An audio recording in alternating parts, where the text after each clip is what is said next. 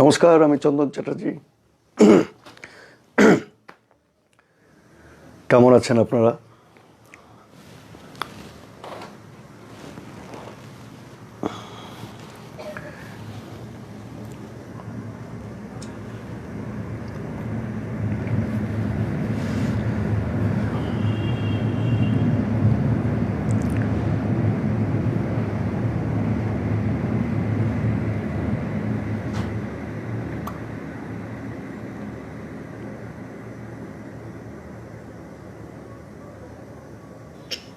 এতিমের টাকা চুরি।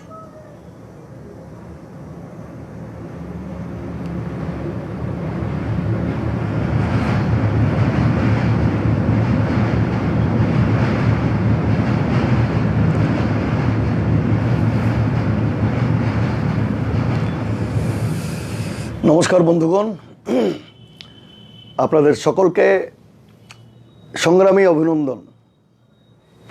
প্রসেনজিৎ, আমি ভালো আছি।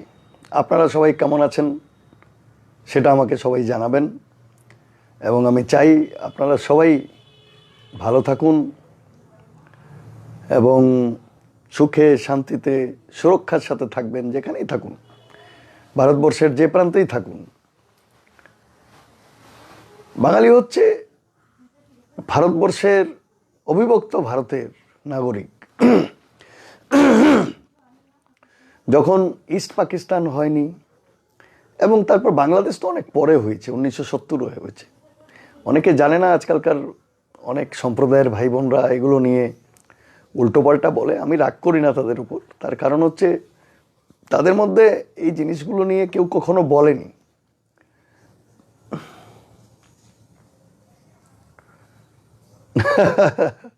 নিপেশ সরকার, ধন্যবাদ। তো যেটা আমি বলতে চাইছিলাম সেটা হচ্ছে,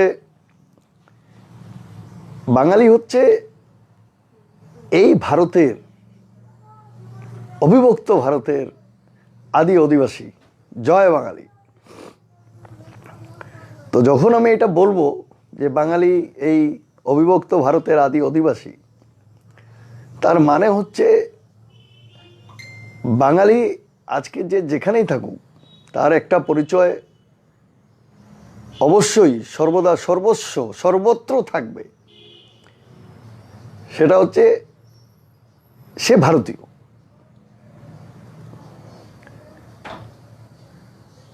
বিশ্বনাথ, কাঞ্চনপুর তো আমার দ্বিতীয় বাড়ি। এখন কাঞ্চনপুর আমার দ্বিতীয় বাড়ি। সমীরণ চন্দ্র, নমস্কার। কাঞ্চনপুর, দশদা, আপনাদের ঋণ আমি কখনো শোধ করতে পারবো না, এর মধ্যে কোনো ভুল নেই। সমীর দেববর্মা ভাই, আমি ভালো আছি, আপনি কেমন আছেন? তো কাঞ্চনপুরের ঋণ তো আমি কোনোদিন শোধ করতে পারবো না। যে সম্মান আমাকে আপনারা দিয়েছেন,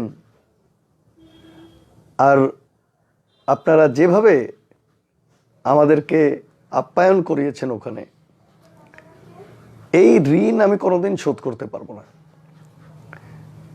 আর আমি মনে করি কাঞ্চনপুর আমার দ্বিতীয় বাড়ি। আমি বারবার আসতে চাইব। শুধু ওখানে আমি বক্তব্য রাখতে আর ভাষণবাজি করতে আর ওখানে এসে রাজনৈতিক কাজকর্ম করতে আসবো না। রাজনৈতিক ব্যক্তি আমি নই। আমি এইসবের বাইরেও আসবো। আমি আপনাদের সাথে দেখা করতে আসবো, সময় পেলেই আমি আসবো ওখানে, আপনাদের সাথে কয়েকদিন কাটাতে আসবো।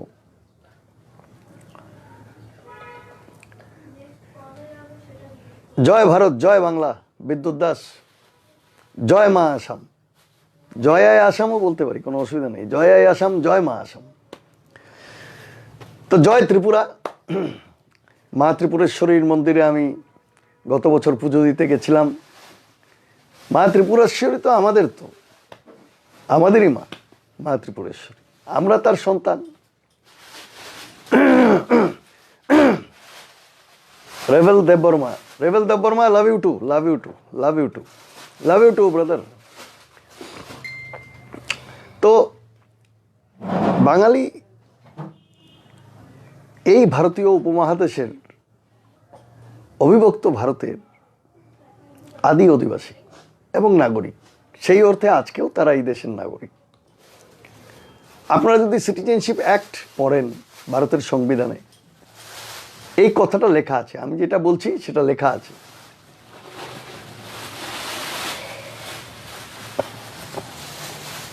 জিসাইয়া দিয়ারি ভাই, প্লিজ আপনাকে হাত জোর করে আমি বলছি, এখানে এসে বিদ্বেষ ছড়াবেন। কয়েকদিন ধরে আপনারা খুব বিদ্বেষ ছড়িয়েছেন, আর বিদ্বেষ ছড়াবেন না। অনেক বিদ্বেষ ছড়িয়েছেন, গালিগালাজ করেছেন, এখান থেকে বিদায় হন। এটা আমার হাত জোর করে অনুরোধ।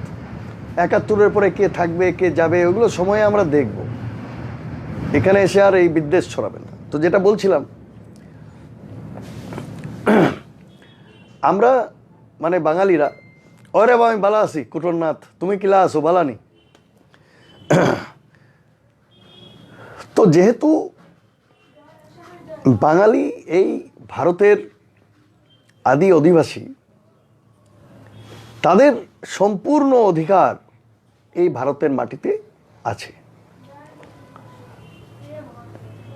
আছে সুদীপ দাস, 10ধার মানুষের যদি আমি ঘুম ভাঙিয়ে দিয়ে থাকি, আমি যদি কাঞ্চনপুরের ত্রিপুরার কিছু সংখ্যক মানুষকেও যদি জাগিয়ে তুলতে পারি,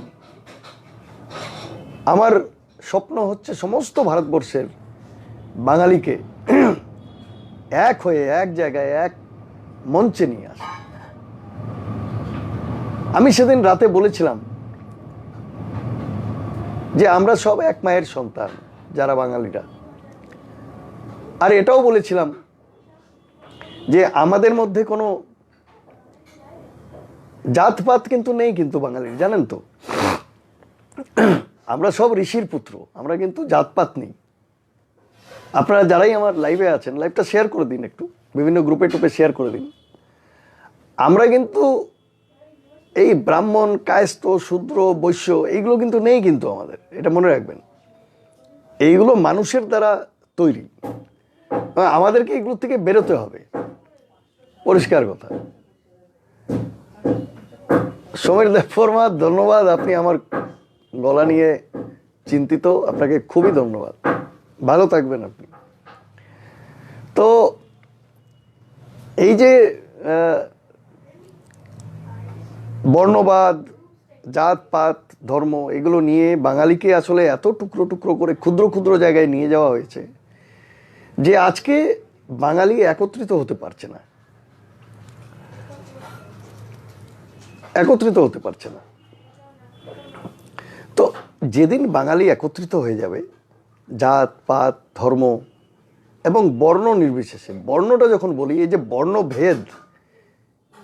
বর্ণভেদটা আছে, এই বর্ণভেদটা আমি মানি না।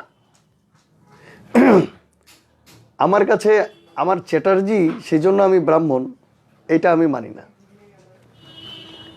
এটা আমি মানি না, পরিষ্কার কথা। আমি মনে করি আপনারা সকলে ব্রাহ্মণ। যদি আপনি আমাকে ব্রাহ্মণ বলেন, তাহলে আপনিও ব্রাহ্মণ, একদম পরিষ্কার, এর মধ্যে কোনো দ্বিতীয় কথা নেই। আচ্ছা ভাই, আমার এক ত্রিপুরার আমার প্রাণের ভাই কিছু লিখেছে, লাইভে এসে কি কাম, ইনকাম করার জন্য? না ভাই, আমি ইনকাম করতে লাইভে আসি না, আপনি ভুল বুঝছেন। লাইভ থেকে কোনো ইনকাম হয়, লাইভে আসি সবার সাথে আলাপ আলোচনা করা। এই যে আমার কাঞ্চনপুরের ভাইরা, ঝাড়খণ্ডের ভাইরা, আসামের ভাইরা, পশ্চিমবঙ্গের, আন্দামানের, বিদেশের যারা আমার সাথে বন্ধুত্ব, আত্মীয়তা, এই পরিবারের সাথে মিলেমিশে থাকা। আমি তো এখন আমেরিকায় গিয়ে তাদের সাথে দেখা করতে পারবো না, আবার কাঞ্চনপুরে যেতে পারছি না, কিন্তু এই যখন লাইভে আসছি, সবাই আসছে, কিছু সংখ্যক আসছে, তাদের সাথে এই যে ভাবের আদান প্রদান এবং তাদের সাথে এই যে কথাবার্তা হচ্ছে, তো এর মাধ্যমেই তো আমরা আনন্দ অনুভূত করি, আনন্দ পাই, একে অন্যের সাথে কানেক্টেড থাকা, এইটাই হওয়া উচিত, আমরা এইটাই করি। তো সুতরাং এখানে কোনো ইনকাম হয় না, আপনি ভুল ধারণায় আছেন, এটা থেকে বেরিয়ে যান। যাই হোক, আমি আসল কথায় আসি। তো বাঙালির যদি আমি 10% বাঙালি যেদিন জেগে যাবে, 10% বাঙালি যেদিন সমস্ত ভারতবর্ষের মাটিতে এক হবে, সেদিন আপনি মনে রাখবেন যে ভারতবর্ষ সম্পূর্ণরূপে আবার জেগে উঠবে। এই ভারতকে যারা স্বাধীন করেছিল, ভারতকে যারা স্বাধীন করেছিল তারা তো বাঙালি, নিজের প্রাণ দিয়েছে, রক্ত দিয়েছে, ফাঁসি চলেছে। আন্দামান সেলুলার জেলে 90% যারা বন্দী ছিল তারা বাঙালি ছিল। তো এই জিনিসগুলো যদি দেখেন, তার মানে হচ্ছে বাঙালিকে আবার সেই জায়গায় আসতে হবে। আর বাঙালি যেদিন আবার সেই জায়গায় আসবে, সেদিন আবার একটা নতুন সকাল ভারতবর্ষ দেখতে পাবে। সেই জন্যই বাঙালিকে একত্রিত হওয়া প্রয়োজন, বাঙালিকে আবার সেই জন্যই জেগে ওঠা প্রয়োজন। আর সেই জেগে ওঠার কাজ আমরা কিছু লোক করছি। কাণ্ডারি কয়েকজনই হতে পারে, সবাই হতে পারে না। তা আমি মনে করি আমি এই নৌকা, যে নৌকায় আমার বাঙালি সম্প্রদায় আছে, সেই নৌকার একজন মাঝি আমি বৈঠা মারছি। নৌকাটাকে ঠিক দিকে আমি নিয়ে যাওয়ার চেষ্টা করছি, কিন্তু আমি একা তো পারবো না, অনেক কষ্ট হচ্ছে। নৌকাটা আমি একা যে বৈঠা মারছি, আমার প্রচুর শক্তি লাগছে। আমি চাই এই নৌকায় আপনাদের ভেতর থেকে আরো অনেকে আসুন, আমার বাঙালি সম্প্রদায়ের লোকেরা আরো অনেকে আসুন। তাহলে আমার একটু কষ্ট কম হয়, আমার পরিশ্রম কম হয়। সবাই মিলে নৌকাটা চালাই, আসুন না, সমস্যাটা কি? আমি যেদিন এই কাজে নেমেছিলাম সেদিন আমি ভাবিও নি যে একদিন কাঞ্চনপুর যাব, দশদা যাব, শিলচর যাব, আবার শিলচর ছেড়ে চলে গেছিলাম অনেক আগে, আবার শিলচর মিটিং করতে যাব, আবার বাঙালির জন্য কাজ করতে আসবো। এটা আমি ভাবিনি কখনো, বুঝতে পেরেছেন? কিন্তু আসামের এনআরসি, আসামের বাঙালির উপরে অন্যায় অত্যাচার, ভোটার, ডিটেনশন ক্যাম্পে নিয়ে যাওয়া বাঙালিকে, এই জিনিসগুলো আমাকে চুপ করে থাকতে দেয়নি। কি করে চুপ থাকবো? আমার মায়ের আরেকটি সন্তান যদি কষ্টে থাকে, আমার মায়ের আরেকটি সন্তান যদি ডিটেনশন ক্যাম্পে থাকে, আমার মায়ের আরেকটি সন্তান যদি আসামের কোনো একটা জায়গায় ফরেনার্স ট্রিব্যুনালে নিজেকে ভারতীয় প্রমাণ করার জন্য মামলা লড়ছে, তো সেখানে সেই মায়ের সন্তান হয়ে আমি আমার আরেকটা মায়ের সন্তানের কষ্ট, দুঃখ, দুর্দশা, সেটা কি আমি ভাগ করে নেব না? তার পাশে দাঁড়াবো না? এটা হতে পারে না। আমি যদি বাঙালি হই, আপনি যদি বাঙালি হন, বাঙালি মায়ের রক্ত যদি আপনার আমার ধমনীতে বইছে, তাহলে এই রক্তের ঋণ শোধ করে যেতে হবে মৃত্যুর আগে। এই যে রক্ত, বাঙালির রক্ত আপনার আমার ধমনীতে বইছে, এই রক্তের ঋণ আমি শোধ করে যাব। এই শপথ নিয়েছিলাম যে আমি আমার রক্তের ঋণ শোধ করব।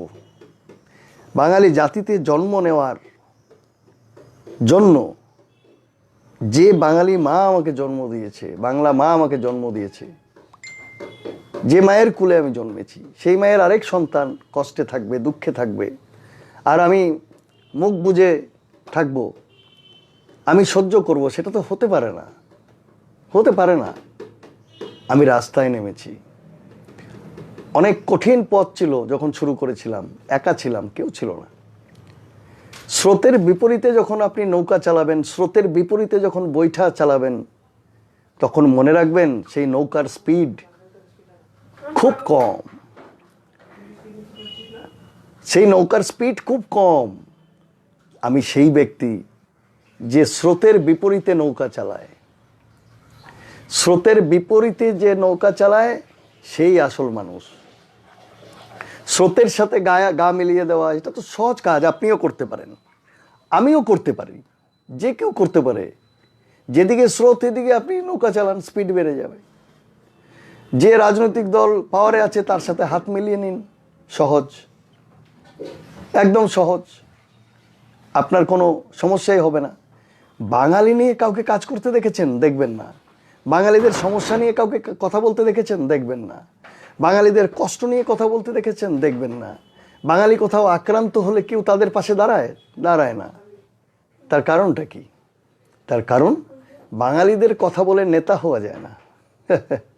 বাঙালিদের কথা বলে রাজনৈতিক নেতা হওয়া যায় না। বাঙালিদের কথা বলে দালালি করে পকেট ভরা যায় না। বাঙালিদের কথা বলে জীবনে দুঃখ কষ্ট এবং সব ধরনের অপবাদ নিজের মাথায় নিতে হয় যদি বাঙালির হয়ে কথা বলেন। আমি এই রাস্তাটাই চুজ করেছিলাম। আমি এই রাস্তায় চলার জন্যই শপথ নিয়েছিলাম, আর রক্তের ঋণ শোধ করার শপথ নিয়েছিলাম। আমি একজনকেও সাথে পাইনি, একা চলেছি, সত্যর পথে চলেছি, কোনো ধরনের ছল কপট কিচ্ছু করিনি। আমি নিষ্ঠার সাথে পবিত্র এই জাতির পবিত্র কর্তব্য নিজের মাথায় একা হাতে একা তুলে নিয়েছিলাম। তখন কেউ ছিল না। আজকে তো আপনারা অনেকে আছেন, আমার তো আর ভয় নেই। আমি জানি আমার ভয় নেই। আমার কিছু হলে আপনারা সব নামবেন রাস্তায়, আমার এখন আর কোনো চিন্তাই নেই। তো সেই জন্য জাতির এই পবিত্র যাত্রার একজন কাণ্ডারি হতে পারে না। একা চন্দন চ্যাটার্জি এই জাতির পবিত্র যাত্রার একমাত্র যাত্রী হতে পারে না। তার সহযাত্রীও দরকার। তার সাথে একসাথে দাঁড়িয়ে আরো 100 জনকে দরকার। সেই 100 জন আপনাদের মধ্যে থেকে এখন উঠে আসবে, আমি নিশ্চিত এবং আমি কনফিডেন্ট। আমি জানি সময় এসছে, বাংলা মায়ের ডাক এসছে। ওরে তোরা কোথায়, কে আছিস? বাংলা মায়ের ডাক এসেছে।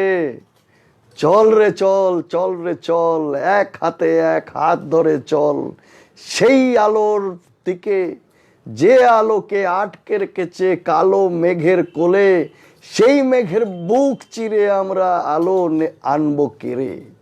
চল রে চল রে চল, বাংলা মায়ের কোলের থেকে উঠে দৌড়ে চল।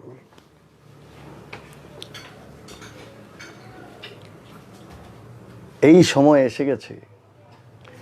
বাংলা মায়ের ডাক এখন আর আপনি উপেক্ষা করতে পারবেন না। আর যে কোনো দল, রাজনৈতিক দল হোক বা যে কোনো দল হোক, যারা এখন বাঙালিকে ঠগিয়ে, বাংলাকে ঠগিয়ে, বাঙালি মানুষকে টুপি পরিয়ে, তাদের ইমোশনকে কাজে লাগিয়ে যারা নিজেদের তল্পা গোছানোর চিন্তা করবেন, আমি নিশ্চিত এই জাতির আর বাংলা মায়ের কৃতি সন্তানেরা তাদের তল্পা গোটানোর কাজটা করে দেবে। তাদের তল্পা গোটানোর কাজ করে দেবে।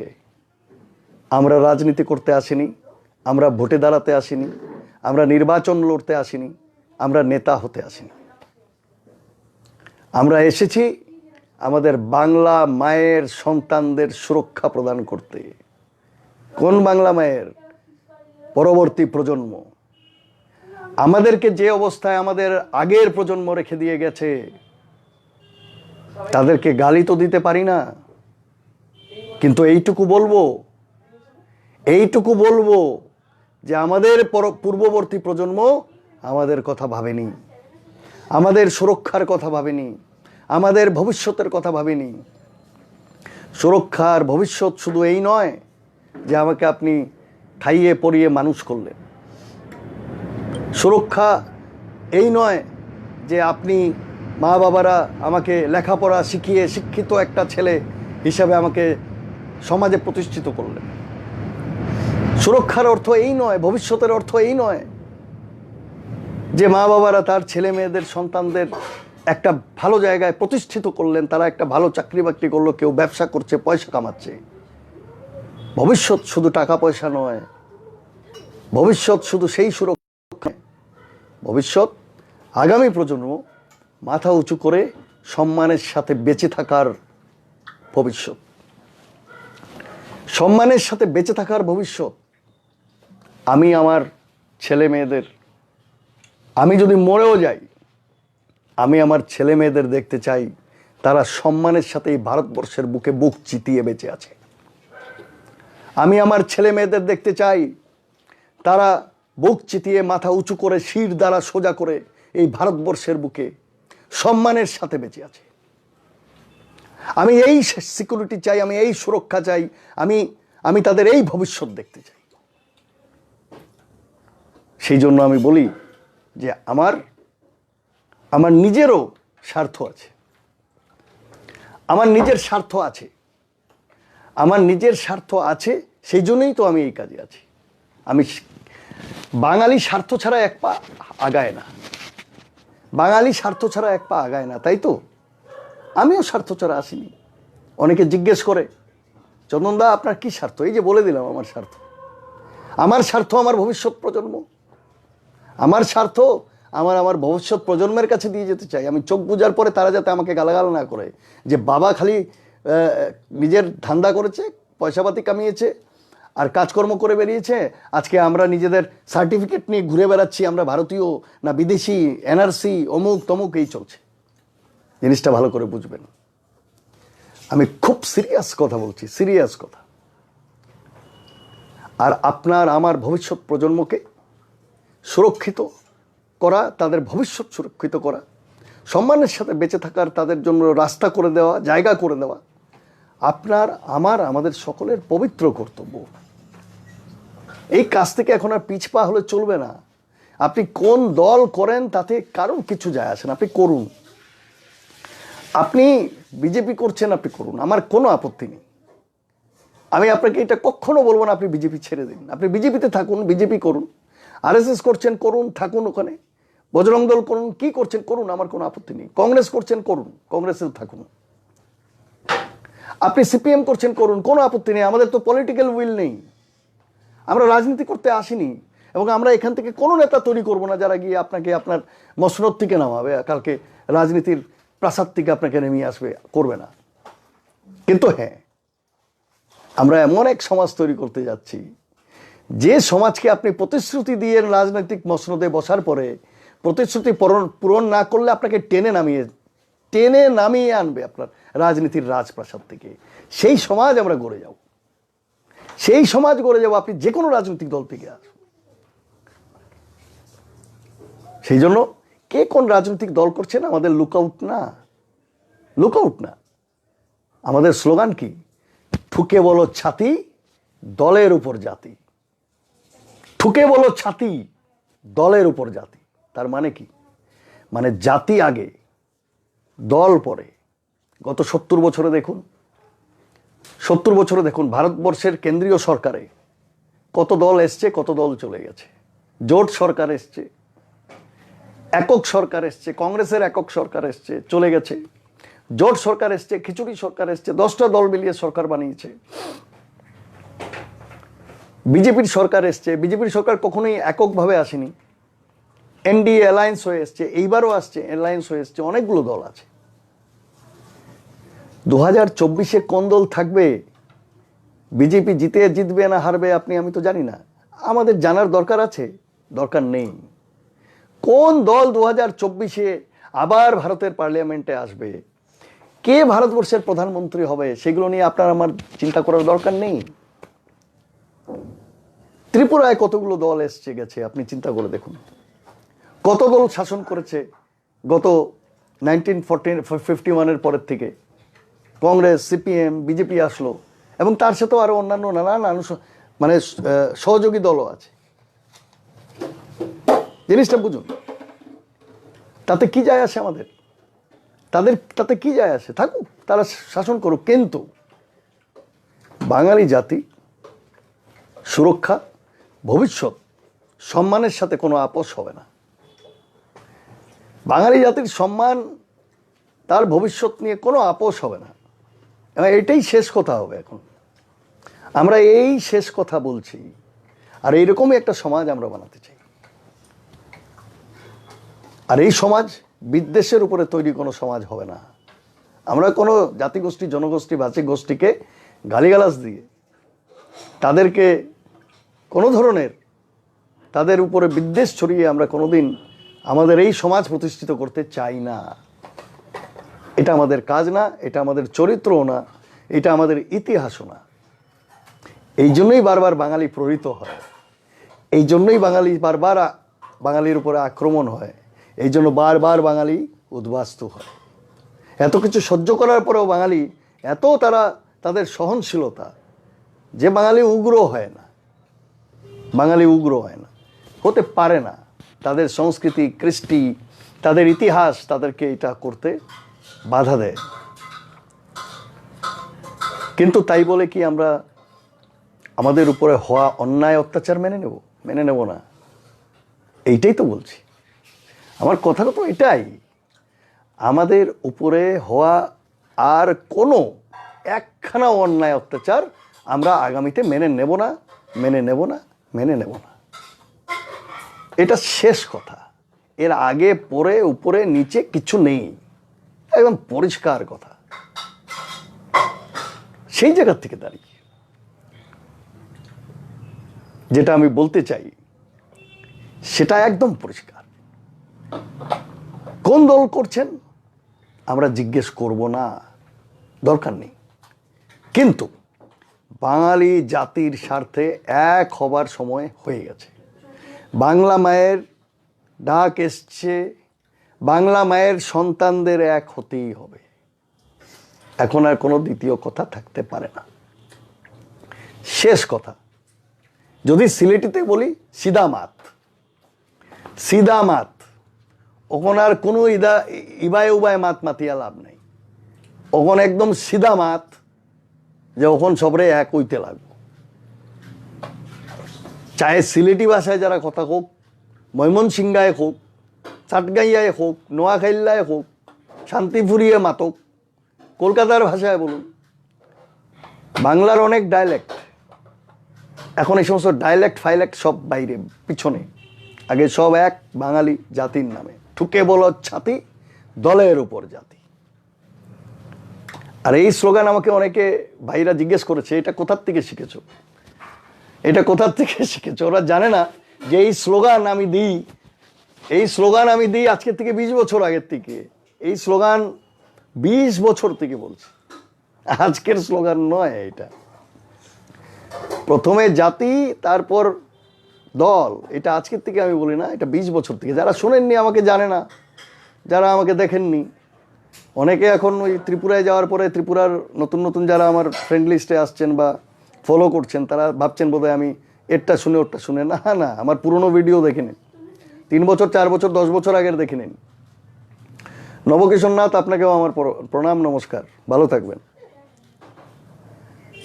তো সেই জায়গার থেকে দাঁড়িয়ে যে কাজে আমি বেরিয়ে পড়েছিলাম একা, সেই কাজে এখন কাণ্ডারি অনেক। আমি একা নই, কিন্তু যথেষ্ট নয়। যেহেতু স্রোতের বিপরীতে কাজ করি, স্রোতের বিপরীতে যেহেতু আমরা বৈঠা চালাচ্ছি, সেই জন্য দরকার অনেক অনেক অনেক সেনাপতির দরকার যারা বৈঠা চালাবে। তাহলে আমার একটু পরিশ্রম কমে। আপনাদের মধ্যে থেকে অনেককে উঠে আসতে হবে। বাংলা মায়ের ডাক এসছে, এটা তো আর আপনারা ছেড়ে দিতে পারবেন না। এই বাংলা মায়ের ডাক এসছে, আপনাদের আসতেই হবে, আর কোনো রাস্তা নেই। মা ডাকলে আপনি আসবেন না, এটা হতে পারে? মা ডেকেছে, মা ডেকেছে, মা বলছে সন্তানেরা আমি কষ্টে আছি, আমি কষ্টে আছি। সমুদ্র, হিমাচল, ভারতীয় উপমহাসাগরে যেখানে যেখানে আমার সন্তানেরা আছে, তারা সকলে কষ্টে আছে, সকলে এগিয়ে আসে। মার ডাক যে শুনবে না, অবজ্ঞা করবে, সে তার মার সুসন্তান হবে না। আর বাঙালি কখনো তার মায়ের ডাককে ফেলে দেয় না। সুতরাং উঠে দাঁড়ান, আসুন, মায়ের চারদিকে বলয় তৈরি করুন, মায়ের চারদিকে বলয় তৈরি করুন, শক্তিশালী বলয়। কেউ যেন মায়ের গায়ে হাত দিতে না পারে, কেউ যেন মায়ের গায়ে হাত দিতে না পারে। শক্তিশালী বলয়, সমুদ্র, হিমাচল, আমাদের এই শক্তিশালী বলয় তৈরি করতে হবে। আর এই বলয় তৈরি করাটা আমি দেখে যেতে চাই। আমার এই জন্মে কতটুকু আগাবে আমি জানি না, কিন্তু পরবর্তী প্রজন্ম এই মশাল ভারতবর্ষের মাটিতে ছান্ডা গাড়বে, এর মধ্যে কোনো ভুল নেই। বাঙালি আবার সসম্মানে বাঁচবে, সসম্মানের সাথে বাঁচবে বাঙালি। কেউ তাদেরকে বাংলাদেশি বলে অবহেলা করতে পারবে না, কেউ তাদেরকে বিদেশি বাংলাদেশি বলে অপমান করতে পারবে না। আমি এই স্বপ্নটা দেখি, আর এটা একদিন হবেই হবে, কেউ আটকাতে পারবে না। সবাইকে এক হতে হবে। এই অন্যায়, অত্যাচার, অবহেলা, অপমান, এর বিরুদ্ধে সমস্ত জাতিকে একত্রিত হয়ে আওয়াজ দিতে হবে। আর সেই আওয়াজের নাম হচ্ছে ঠুকে বলো জাতি, ঠুকে বলো ছাতি, দলের ওপর জাতি। এইবার আসি আজকের মূল, আমাদের যে আজকে আমার এই লাইভের যে উদ্দেশ্য ছিল, আপনারা এসে আমাকে একটু অন্যদিকে নিয়ে গেলেন কথা বলার জন্য। আমি বললাম নিশ্চয়ই আপনারা আমার সাথে সহমত হচ্ছেন। যদি আমি কিছু ভুল বলে থাকি আমাকে বলুন, কোনো অসুবিধা নেই, আমি শুধরে নিতে রাজি আছি যদি আমার কিছু কথা ভুল থাকে। আর যদি ভুল না থাকে আমার সাথে একমত হন, তাহলে আমার সাথে হাত আপনাদের মেলাতেই হবে, হাতে হাত রাখতেই হবে। এখন আর কোনো দ্বিতীয় কথা নেই। এবার তো একসাথেই চলতে হবে, পথেই দেখা হবে। এই পথ চালা আর শেষ হবে না, একদম শেষ কথা। তো যে জন্য আমি এবার আসছি, আসল কথাটা বলে রাখি। আমাদের একটা সংগঠন যেটা আছে, যে সংগঠনের এই মুহূর্তে আমি সর্বভারতীয় সভাপতি, সারা বাঙালি যুবছাত্র সংস্থা, APSO, all Bangali youth and students organization. আমাদের ঝাড়খণ্ডের একটা অধিবেশন হতে যাচ্ছে আগামী মাসে, ফেব্রুয়ারি মাসে ঝাড়খণ্ডে আমাদের একটা অধিবেশন হবে। শেষ সপ্তাহে হবে, খুব সম্ভবত 25 থেকে 30 তারিখের মধ্যে কোনো একটা সময়, 20 থেকে 30 তারিখের মধ্যে কোনো একটা সময় আমাদের এই সম্মেলন হবে। শাহবাজ কবির করুক না গালাগাল, ওরা যদি আমাকে গালাগাল করে শান্তি পায়, ওরা যদি আমাকে দুটো বাজে কথা বলে, তাদের যদি রাত্রের ঘুমটা খুব ভালো হয়, আমার তো ক্ষতি নেই, আমার অসুবিধাও নেই, করুক না গালাগাল। যে ভদ্র সে কি গালাগালি দেয় না। যাদের কাছে তর্ক আছে তারা কি গালাগাল দেয় না, ধমকি দেয় না। যাদের কাছে তর্ক নেই, যারা আপনার কথার উপরে কোনো ডিফেন্ড করার মতো পজিশনে নেই, যারা মিথ্যে কথা বলে, মিথ্যা ইতিহাস ছড়িয়ে বেড়াচ্ছে, আমার যেগুলো কথা সেগুলো খণ্ডন করতে যারা পারছে না, তারা গালি দিচ্ছে। তাদের নলেজ বেস কম, আমি তাদেরকে খারাপ পাই না। আমি তাদেরকে একটা কথাই বলি, ভাই তোমরাও আমাদের ভাই, তোমরা আমাদের বোন, তোমরাও আমাদের পরিবারের একটা অংশ। যদি তোমরা আমাদের পরিবারের একটা অংশ মনে করো, তাহলে আমি যে কথাগুলো বলছি সেটা তর্কের মাধ্যমে আমাকে বোঝাও কোনটা ভুল বলছি। গালিগালাজ করে কি হবে, কি পাবে? ঠিক আছে, যদি গালাগালাজ করে কেউ তোমাকে 2 পয়সা দিচ্ছে, করো, অসুবিধা নেই, আমার কোনো আপত্তি নেই।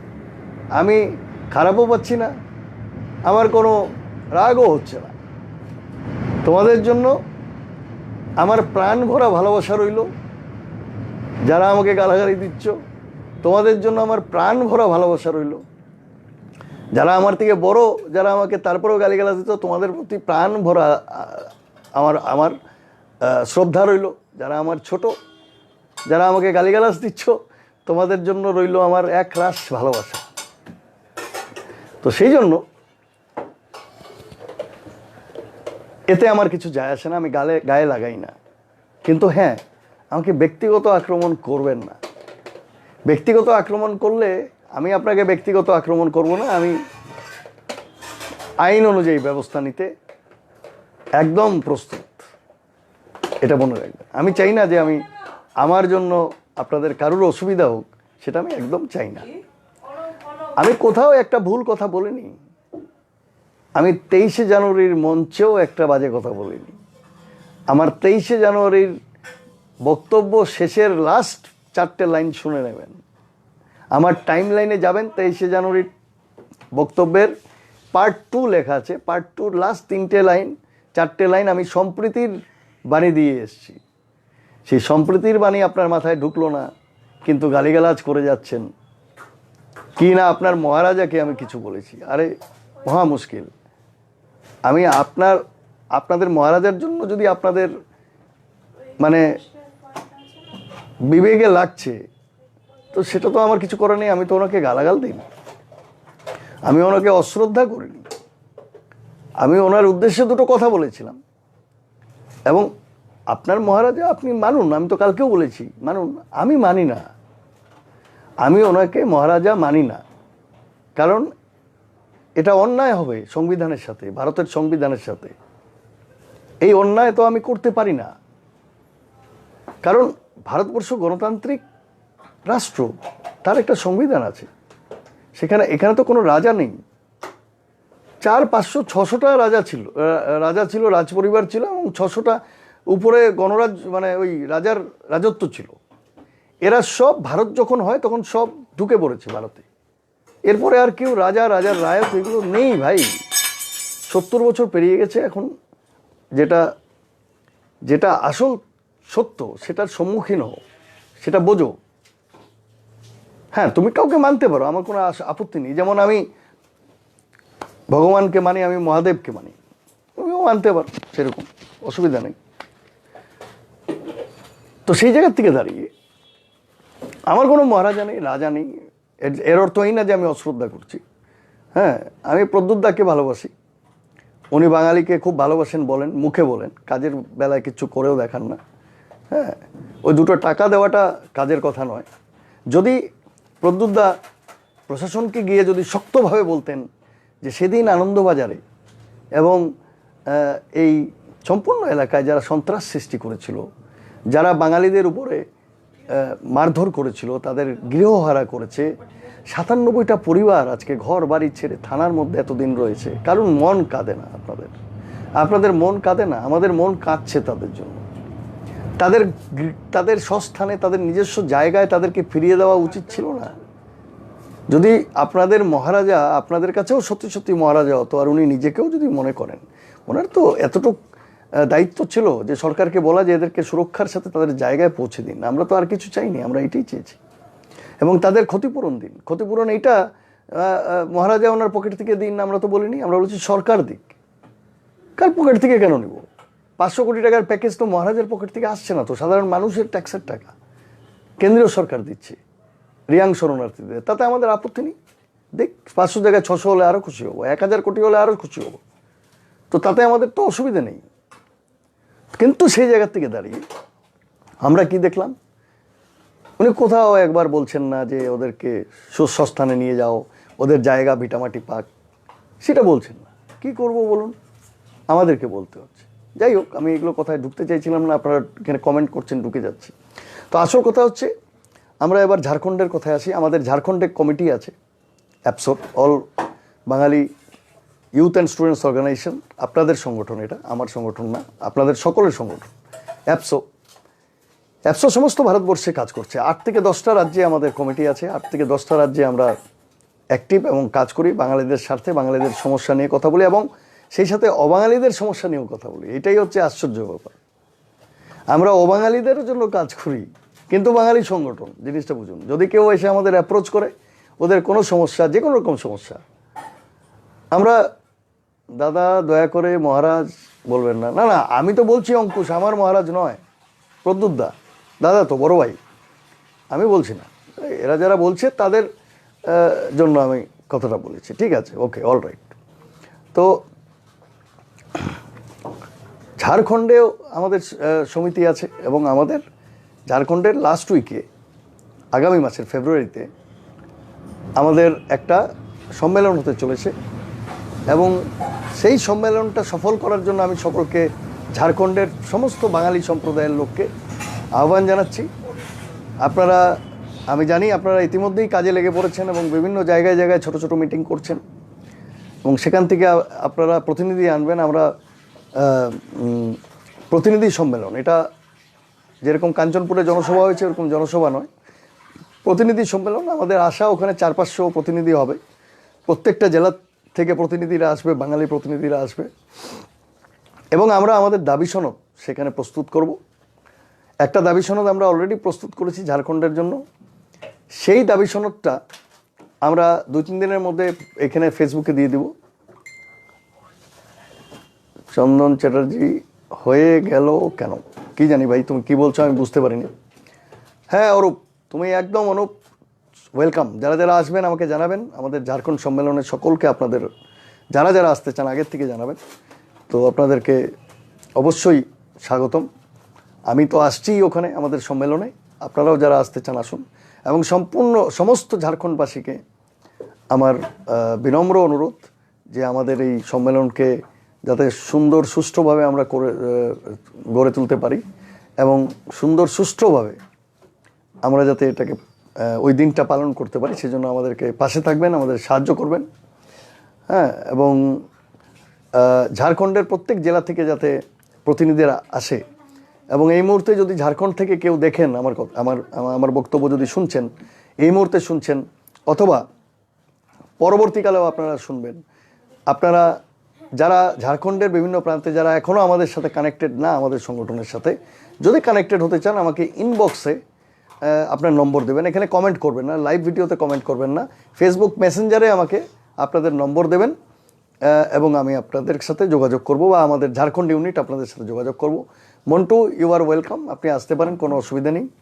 হ্যাঁ, আমাদের সমস্ত ভারতবর্ষের আসমুদ্র হিমাচল, সমস্ত ভারতবর্ষের আন্দামান থেকে শুরু করে কর্ণাটক, কেরালার থেকে শুরু করে south India, east India, north India, central India, সমস্ত ভারতবর্ষের যেখানে যেখানে বাঙালিরা আছে, আমরা প্রত্যেকটা রাজ্যের বাঙালিদের সাথে গিয়ে কাজ করতে চাই। আপাতত 8 থেকে 10টা রাজ্যে আমরা আছি, আগামীতে আমরা আরও অন্যান্য রাজ্যে আমরা ঢুকবো এবং সেখানেও আমরা গণতান্ত্রিকভাবে যদি কোনো সময় কোথাও যদি কোনো দাবি দেওয়া এবং আন্দোলনও করতে হয়, সম্পূর্ণ গণতান্ত্রিক পদ্ধতিতে আমরা করব এবং বাঙালিদের দুঃখ, দুর্দশা, কষ্ট এবং তাদের বিপদে আপদে সব জায়গায় সারা বাঙালি যুব ছাত্র সংস্থা মানে APSO, all Bangali youth and students organization সর্বদা তাদের পাশে থাকবে, এর মধ্যে কোনো ভুল নেই। রাগ করবেন না আপনারা, যারা ত্রিপুরার আমার ভাই বন্ধুরা বিভিন্ন জনগোষ্ঠীর আমাকে গালাগাল করছেন, কেন রাগ করছেন আমি বুঝতে পারছি না। আমি তো আপনাদের বিরুদ্ধে একটা কথা বলিনি, আমি বলেছি যারা দুষ্কৃতিকারী তাদের শাস্তি হওয়া উচিত। এটা কি আপনারা চান না? যারা আনন্দবাজারের দোকানপাট লুট করেছে, যারা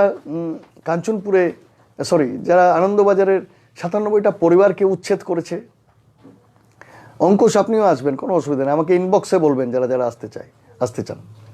যারা উচ্ছেদ করেছেন আমাদের বাঙালি মা ভাই বোনদের, এই ঠান্ডার রাতে মাটিতে শুতে বাধ্য করেছেন, আপনাদের মনে একটুকু প্রাণ কাঁদে না? আমাদের তো আপনাদের উপরেও যদি কিছু হয় আমার প্রাণ কাঁদে। আমি মানবতাবাদীতে বিশ্বাসী এবং আমি বিশ্বাস করি যে প্রত্যেকটা জাতি, জনগোষ্ঠী, ভাষিক গোষ্ঠী সাংবিধানিকভাবে এই দেশের যারা নাগরিক, তারা এই দেশের সাংবিধানিক অধিকার, গণতান্ত্রিক অধিকার এবং মৌলিক অধিকার নিয়ে বাঁচার অধিকার রাখে। তো সেটা কাউকে ঠিক করে দেওয়ার ব্যাপার নেই, সংবিধান দিয়েছে। তো সেই জন্য আপনারা কেন রাগ করছেন, এত গালিগালাজ করছেন আমি জানি না। আমি 40-50 মিনিটের আমার বক্তব্যে কোথাও আমি আপনাদের বিরুদ্ধে একটা কথা বলিনি, দেখিয়ে দিন। আমি প্রত্যেকটা বক্তব্যের মূল অর্থ এটাই ছিল যে বাঙালি আক্রান্ত কেন, কি দোষ করেছে, কার পাকা ধানে মই দিয়েছে। এবং আমরা তো জাতির প্রতি আমরা সম্পূর্ণরূপে আমরা নিয়োজিত, যেখানে যা প্রবলেম হবে আমরা সেগুলোকে আমরা তুলে ধরব এবং সেই আন্দোলনে আমরা সামিল হব, এবং আগামীতে সমস্ত ভারতবর্ষে বাঙালি এক হবে, শক্তি আরও বাড়বে, আরও শক্তি বাড়বে, এর মধ্যে কোনো ভুল নেই। তো সেই জায়গা থেকে দাঁড়িয়ে হ্যাঁ, আসামে অধিবেশন করা হবে কার্তিক রায়। অলরেডি আমাদের নভেম্বর মাসে একটা অধিবেশন শিলচরে হয়েছে, আমরা এরপরে আসামেও করব। আসাম থেকেও যদি যারা এখনও অ্যাপসোতে নেই এবং আমরা আসাম থেকে যারা অ্যাপসোতে আসতে চান, আমাদের সংগঠনে যোগ দিতে চান, আপনারা আমাকে আপনাদের নম্বর এই ইস্যুতে দেবেন, আমার ফেসবুক মেসেঞ্জারে দেবেন, বা ভারতবর্ষের যে কোনো প্রান্তের কেউ আমার লাইভ এখন দেখুন, পরে দেখুন, যদি অ্যাপসোর সাথে, সারা বাঙালি যুব ছাত্র সংস্থার সাথে এক হয়ে কাজ করতে চান, আপনার এলাকার দাবি দাওয়া তুলে ধরতে চান, হ্যাঁ, তাহলে অবশ্যই আমাদের সাথে যোগাযোগ করবেন। উত্তরাখণ্ডে উত্তরাখণ্ডে আমাদের সংগঠন আছে, আমাদের একটা ইউনিট আছে, ওখানে আমরা কাজ করছি। হ্যাঁ, উত্তরপ্রদেশেও আছে, আমাদের ছত্তিশগড়েও আছে। তো এগুলো আমরা করছি, তবে আমরা আরও বড়োভাবে এগিয়ে যেতে চাই, অনেককে চাই সাথে। আপনারা সকলে যখনই আমার ভিডিও যে পরেও যারা দেখবেন লাইভ ভিডিও, আমাকে যদি যোগাযোগ করতে চান আমার ইনবক্সে নম্বর দেবেন, আমরা যোগাযোগ করে নেব। কিভাবে আপনারা আমাদের সাথে যোগ দেবেন, সংগঠন কি করে হবে, সেগুলো সব আমাদের আরও অনেক কার্যকর্তা আছে, আমাদের secretary, general secretary, assistant general secretary, আমাদের প্রায় 30 জনের কেন্দ্রীয় কমিটি আছে বিভিন্ন এলাকা ভিত্তিক। সবাই আপনাদের পাশে থাকবে, আপনাদের পাশে দাঁড়াবে। হ্যাঁ, শুভদীপ সেনগুপ্ত, কলকাতাতে অবশ্যই স্ট্রং করতে হবে এবং আমরা স্ট্রং হচ্ছি। কলকাতাতে এবং পশ্চিমবঙ্গেও যারা আমাদের সাথে এখনও কানেক্ট হননি, যারা হতে চান, আমাকে ইনবক্সে নম্বর দেবেন। আমাদের 3-4টে গ্রুপ আছে, জেলাভিত্তিক আমাদের হোয়াটসঅ্যাপ গ্রুপ আছে পশ্চিমবঙ্গে, সেগুলোতে আমরা অ্যাড করে দেবো। আপনাদের নাম আর কোন জেলার থেকে বলছেন সেটা আমাকে বলবেন। তো কাজ হচ্ছে, সব জায়গায় কাজ হচ্ছে এবং সময়ে আমরা দেখাবো যে আমরা কতটুকু কাজ কোন কোন জায়গায় করব। অবশ্যই কাঞ্চনপুরবাসী মানবতার জয় হোক, সমগ্র বাঙালি জাতির জয় হোক, একদম আমাদেরও এটাই স্লোগান। তো যাই হোক, এবং সেই স্লোগানের সাথে সাথে আমাদের দাবি, যেটা সমস্ত ভারতবর্ষে এক, সেটা হচ্ছে আমরা এনআরসি হতে দেবো না। আমরা এনআরসির বিরুদ্ধে, যেভাবে আসামে এনআরসি হয়েছে সেভাবে এনআরসি আমরা ত্রিপুরাতেও হতে দেবো না। আমরা এনআরসির বিরুদ্ধে, যারা উত্তর পূর্বাঞ্চলে কিছু দল, কিছু জনজাতি সিএ এর বিরোধিতা করছে কিন্তু এনআরসির পক্ষে, কিন্তু রেস্ট অফ ইন্ডিয়া এনআরসির বিরুদ্ধে এবং সিএ এরও বিরুদ্ধে। তো সেই জায়গায় দাঁড়িয়ে আমাদের সংগঠনের যে স্ট্যান্ড, সেটা পরিষ্কার, আমরা এনআরসির বিরুদ্ধে। এনআরসি একটা পক্ষপাত দুষ্ট প্রক্রিয়া এবং সেই পক্ষপাত দুষ্ট প্রক্রিয়াতে বাঙালিরা যাবে না এবং বাঙালিরা কোনোভাবে যাবে না। এটা এবার আমরা সর্বশক্তি দিয়ে প্রতিহত করব, সাংবিধানিক এবং আইন মেনে। যেখানে সুপ্রিম কোর্টে যেতে হবে আমরা যাব, যেখানে আন্দোলন করতে হবে আমরা আন্দোলন করব, যতদূর যেতে হয় আমরা যাব। এনআরসি আমরা মেনে নেব না। এনআরসি আমরা কোনো পথেই, কোনোভাবেই আমরা এনআরসি মানব না। যাই হোক, ঝাড়খণ্ডের যারা আমার লাইভ দেখছেন, বিভিন্ন ঝাড়খণ্ডের জেলা থেকে বাঙালিরা, তারা আমাকে আপনাদের নম্বর দেবেন। আমাদের অধিবেশনে আপনাদেরও ডাকবো এবং পরেও যারা দেখবেন আমাকে দেবেন। ঝাড়খণ্ডের নানান দাবি দাওয়া নিয়ে আমাদের এখন এই মুহূর্তে একটা টিম কাজ করছে, প্রায় 10-12 জনের। সেখানে ঝাড়খণ্ডের আমাদের ভাষার একটা সমস্যা আছে, বাংলা ভাষার, সেটার একটা স্থান কোথায় হবে সেটা নিয়ে আমাদের আলোচনা চলছে, আমাদের সরকারের সাথেও আলোচনা চলছে। সেই সাথে বাঙালিদের চাকরি বাকরি,